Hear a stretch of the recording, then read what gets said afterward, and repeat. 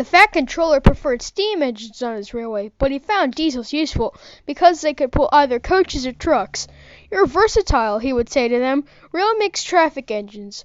Boko and Bear were proud of this, but James was not impressed. He liked these two diesels, but he treated all others with deep suspicion. "Diesels don't use coal and water," he would say darkly. "How can you trust an engine who isn't normal in his habits?" Visiting diesels sometimes boasted about how special they were. Usually Boko and Bear had to spend the next day smoothing ruffled feelings. One day, a particularly haughty diesel came from the other railway. When the visitor found that he was to share the shed with the steam engines, he stopped outside in disgust and refused to go any further. "Why on earth does your controller keep such out-of-date objects?" he growled rudely. "Dirty, smoky, slow things." "Ugh!" he shuddered delicately. "On our railway," the diesel continued loftily, "the steam engines are kept strictly in their place and not allowed on the main line without special permission."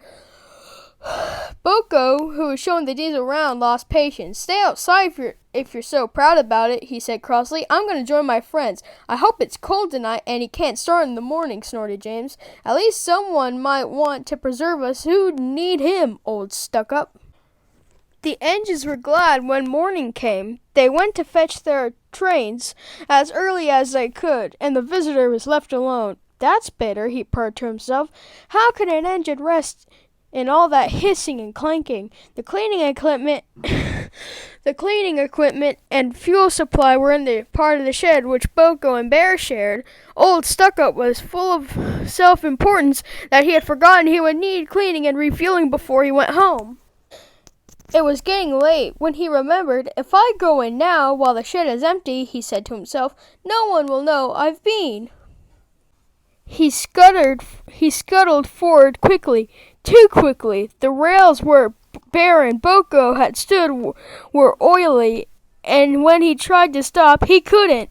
"Brake locks and buffers! I'm slipping!" he wailed. As his wheels locked and slithered, he shut his eyes. With a despairing whoop of horror, he crashed into the wall at the end of the shed.